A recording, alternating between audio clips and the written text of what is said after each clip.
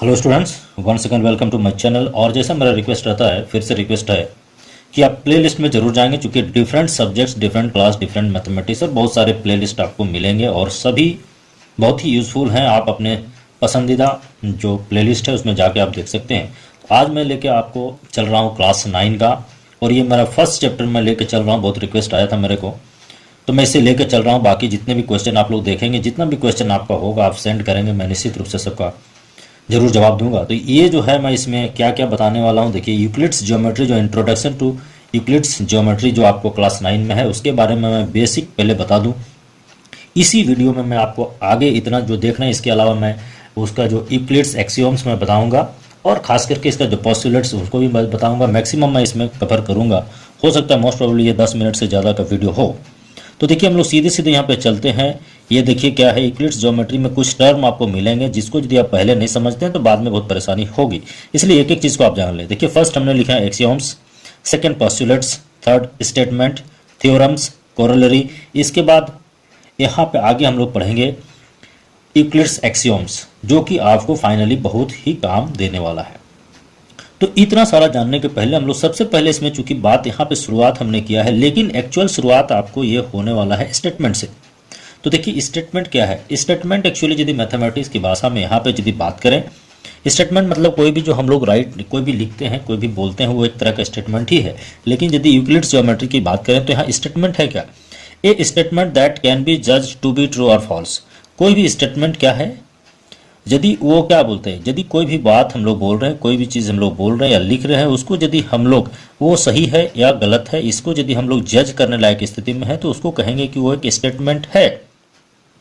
मतलब आपको साफ साफ वो होना चाहिए, आपको एम्बिगुअस केस नहीं होना चाहिए।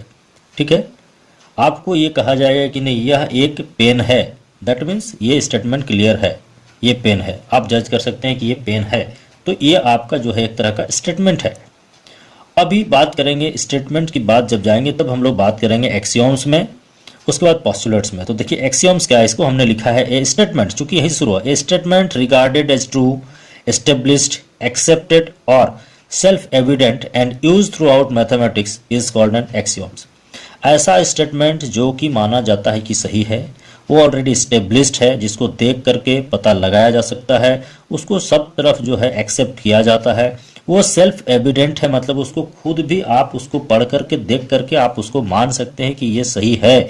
और उसको थ्रू आउट द मैथमेटिक्स, मतलब मैथमेटिक्स का हर एक फील्ड में उसको हम लोग यूज कर सकते हैं, सिर्फ ज्योमेट्री में नहीं, सब फील्ड में यदि हम यूज करेंगे तो उसको हम लोग कहेंगे क्या है, वो एक एक्सियोम्स है। जैसे मान लिया जाए, यदि हम ये बोलते हैं कि यदि कोई दो चीज मान लिया, ये एक चीज़ है, ये दूसरा चीज़ है, ये तीसरा चीज़ है, हम यदि ये बोलते हैं कि ये जो है इसके इक्वल है, ये जो है इसके इक्वल है, तब ये अपने आप दिखेगा कि ये भी आपस में इक्वल होगा।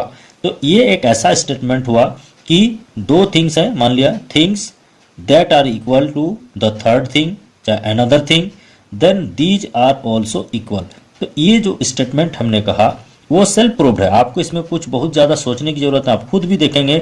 इसी तरह से जैसे आपको तीन चीज़ें हैं, मान लिया जाए ये है, ये है, ये है, ये तीनों चीज़ एक चौथे चीज़ के बराबर है। मान लिए इक्वल टू ये है, ये इक्वल टू ये है, एंड ये इक्वल टू ये है। इसका मतलब ये भी इसका इक्वल होगा, ये इक्वल इसका होगा, ये इक्वल इक्वा होगा, ये इक्वल जो है सो आपका ये होगा, मतलब आपस में भी ये चारों क्या इक्वल होंगे। तो ये जो स्टेटमेंट होता है वो आपका कहता है वो एक्सियोम्स है। और ये सिर्फ ज्योमेट्री में नहीं होगा, ये आप मैथमेटिक्स के कोई भी फील्ड में आप इसको यूज करेंगे, वो कहलाता है आपका एक्सियोम्स।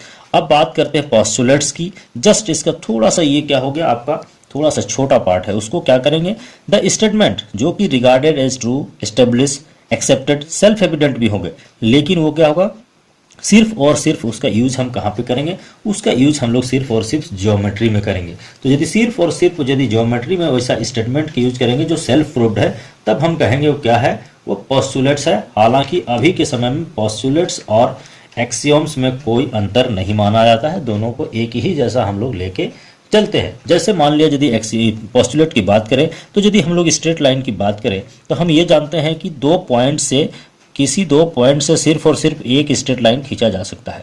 तो ये जो स्टेटमेंट होगा that means only one straight line can be drawn passing through 2 points. तो वो जो होगा वो क्या है, सेल्फ एविडेंट है, वो आप देख के भी पता कर सकते हैं, लेकिन क्या है वो सिर्फ उसका यूज कहाँ पर होगा, ज्योमेट्री में होगा, इसलिए वो कहलाएगा पोस्टुलेट्स। हालांकि अभी बहुत ज़्यादा विभेद नहीं किया जाता है। स्टेटमेंट हमने बात कर लिया, अब बात करेंगे हम लोग थ्योरम्स में। हिंदी में प्रमेय कहते हैं। थ्योरम्स जो है, थ्योरम क्या है, a statement that requires a proof is called a theorem. यदि कोई स्टेटमेंट दिया गया आपको और उसको यदि हमको प्रूफ करना पड़ता है, तब हम क्या कहेंगे, उस स्टेटमेंट को हम कहेंगे वो क्या है, एक थ्योरम है, उसको कहेंगे ये एक थ्योरम है। जैसे हम लोग बात करें, the sum of the 3 angles of a triangle is 180 degree. हमें ये चीज जैसे है, ये एक स्टेटमेंट दिया गया है कि the sum of 3 angles of a triangle is 180 degree. आपको इसको प्रूव करके दिखाना होगा, ऐसे आप अंदाजी नहीं कर सकते, इसको मेजर करना पड़ेगा, एक एक पॉइंट को मेजर करेंगे तब जाकर के आप इसको क्या करेंगे, वो आप कहेंगे क्या है, वो आप बताएंगे ये प्रूफ करके तब। चूंकि स्टेटमेंट आपने लिख दिया कि the sum of 3 angles is 180 degree, लेकिन इसको प्रूफ करना पड़ेगा, इसलिए वो क्या कहलाएगा, वो कहलाएगा कि वो एक थ्योरम है। अब यदि हम लोग कॉरोलरी की बात करें, कॉरोलरी मतलब उसका जस्ट व्युत्पत्ति, उससे उत्पन्न किया गया, सीधी सी बात है। तो a statement that can be easily deduced और derived from a theorem and is true. मतलब कोई स्टेटमेंट जो कि हम किसी थ्योरम से डेराइव करेंगे, वो थ्योरम से हम निकालेंगे, और वो भी स्टेटमेंट जो होगा क्या होगा, वो आपका क्या कहलाएगा, वो आपका कहलाएगा, वो भी ट्रू होगा, तब उसको कहते हैं कि वो क्या है, एक कॉरोलरी है, उसका एक कॉरोलरी है, वो हम लोग कहेंगे। तो ये जो है, ये डेफिनेशन हमने बताया। अब हम लोग बात करेंगे यूक्लिड्स, जो इसके जो एक्सियोम्स है उसका एक एक करके नियर अबाउट इसका जो 7 एक्सियोम्स है, वो पूरे 7 एक्सियोम्स की बात करेंगे। तो देखिए अब हम लोग बात करेंगे यूक्लिड्स एक्सियोम्स के बारे में। तो देखिए यूक्लिड्स ने 7 एक्सियोम्स, उनका जो 7 एक्सियोम्स है, 7 आप मानकर चलते हैं, ये 7 थिंग्स है, 7 स्टेटमेंट्स है जो कि सेल्फ प्रूव्ड है, इसलिए एक्सियोम्स है। और ये यूक्लिड से ये स्टेटमेंट सबसे पहले दिए हैं, इसलिए इनको आपको याद भी रखना पड़ेगा। आप सीरियल वाइज नहीं याद रख सकते हैं आप, तो आपको एक एक स्टेटमेंट पूरी तरह याद रखना पड़ेगा। तो देखिए एक एक करके हम लोग समझेंगे और एक एक करके याद करेंगे। फर्स्ट है, things which are equal to the same things are equal to one another. Things which are equal to the same thing, things means more than 2, बहुत सारे थिंग्स जो कि equal to the same thing, वो क्या है, equal है किसी एक का, ठीक है, तो बाकी सब भी आपस में इक्वल होंगे। जैसा हमने बताया था पहले, सपोज करिए कोई फिगर ही लेते हैं, मान लिया, क्योंकि हर एक मैथमेटिक्स हर जगह यूज होगा, इसलिए किसी एक पर नहीं है। मान लिया ये एक चीज़ है, ये दूसरी चीज़ है, ये तीसरी चीज़ है, ये चौथी चीज़ है, ये भी जो है सो इसके इक्वल है, ये इसके इक्वल है, ये इसके इक्वल है, ये इसके इक्वल है, ये भी इसके इक्वल है। मतलब ये जो थिंग्स है ये इक्वल है एक सेम थिंग के, तो ये आपस में भी इक्वल होंगे। That means A B C D, ये यदि 4 थिंग्स हैं, 4 चीजें हैं जो कि ई के, मतलब A is equal to E, B is equal to E, C is equal to E and D is equal to E, then A equal to B equal to C equal to D. ये statement ये कहता है, first statement. Second जो है statement एक्सियोम्स जो बोलेंगे आप, if equals are added to the same thing, और इसको आप लिखेंगे equals are added to equals, equals are added to equals, the wholes are equal.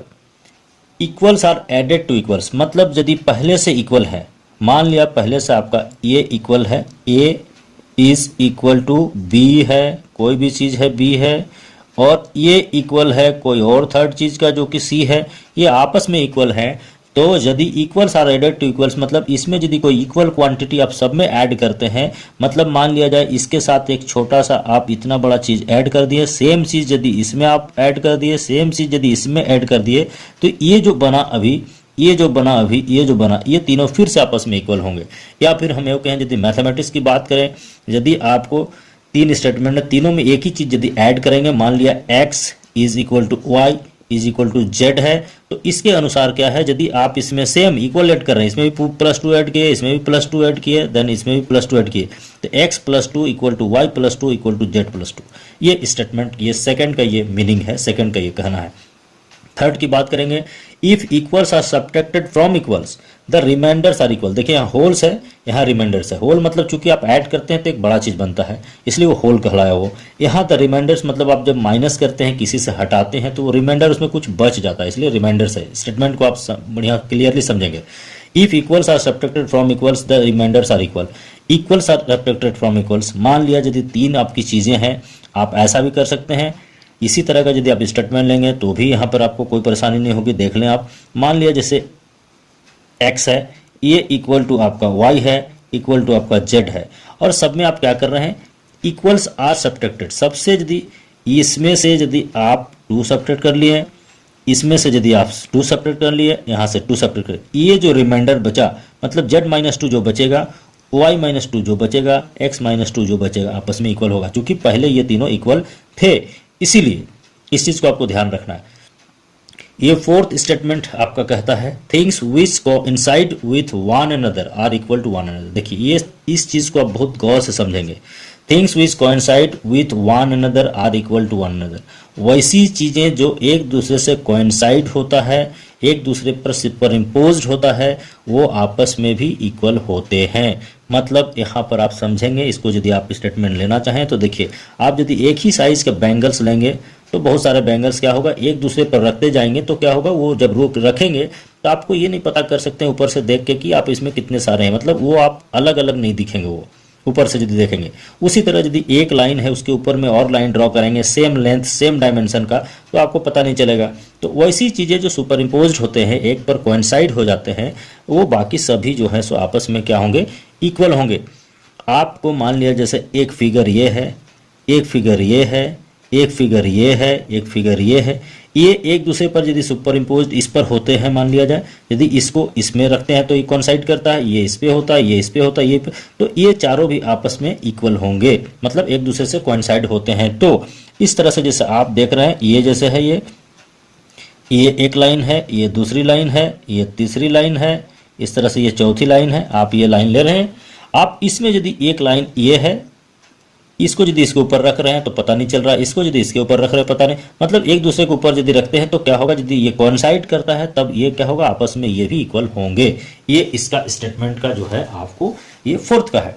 Fifth आपका कहता है the whole is greater than the part. एकदम सीधा सपाटा ये आपको एक्सियोम्स है। The whole is greater than the part. Whole मतलब जो पूरा का पूरा है वो पार्ट से बड़ा होगा, तो एकदम सही है। आप कोई एक बड़ा सा चीज़ ले लेंगे, इसको यदि आप पार्ट कर लेंगे, मान लिया ये पार्ट करेंगे तो आप ये पार्ट निकला इसका, तो ये जो है ये होल था, इसमें से आपने पार्ट निकाला तो होल हमेशा इससे बड़ा होगा, ये ग्रेटर देन द पार्ट। ये क्लियर है यहाँ पे। 7 में things which are double of the same thing are equal to one another. Double of the same thing, कोई एक चीज़ है जो किसी चीज़ का डबल है। आप जैसे ये एक कोई ऑब्जेक्ट है मान लिया जाए, इसका दुगुना इसका डबल मान लिया ये है, इसका एक डबल ये है, एक डबल ये है, एक डबल ये है, ये आपस में इसका डबल है, ठीक है। तो ये आपस में इक्वल होंगे, ये इसका स्टेटमेंट का कहना है। मतलब इसका ये भी डबल है, इसका ये भी डबल है, इसका ये भी डबल है, इसका ये भी डबल है, यानी ये आपस में इक्वल हुआ। माने किसी एक चीज़ का यदि सब कोई डबल है, माने ये स्टैंडर्ड हो गया। और 7th में कहता है things which are halves of the same thing are equal to one another. इसी का जस्ट अपोजिट है आपका। कहने का मतलब इसका रिवर्स है, अपोजिट नहीं बोलेंगे, इसका एक तरह से रिवर्स है। यदि ये डबल था तो ये इक्वल थे। इसी तरह यदि वो हाफ होंगे, मान लीजिए एक बड़ा सा ऑब्जेक्ट है, इसका आधा इतना है, इसका आधा इतना है, इसका आधा इतना है, इसका आधा इतना है, तब ये इक्वल होगा आपस में, ये कहता है। तो ये 7 जो है आपको स्टेटमेंट्स है, और आपको ये 7 स्टेटमेंट्स एक एक करके याद रखने हैं। सीरियल वाइज यदि याद रखते हैं तो बहुत अच्छी बात है। आप प्रूफ जब आगे जब भी करेंगे तो इसी को यूज़ करेंगे। अब हम लोग क्वेश्चन सॉल्विंग में चलेंगे, इसके बाद मैं नया वीडियो बनाता हूँ आपको। ये यदि आपको समझ में आ गया होगा तो काइंडली आप ज़्यादा से ज़्यादा आप इसको शेयर करेंगे, लाइक करेंगे और कॉमेंट्स जरूर करेंगे। क्वेश्चन आप बेधड़क भेज सकते हैं, निश्चित रूप से हर एक क्वेश्चन का जवाब दिया जाएगा। Thank you so much.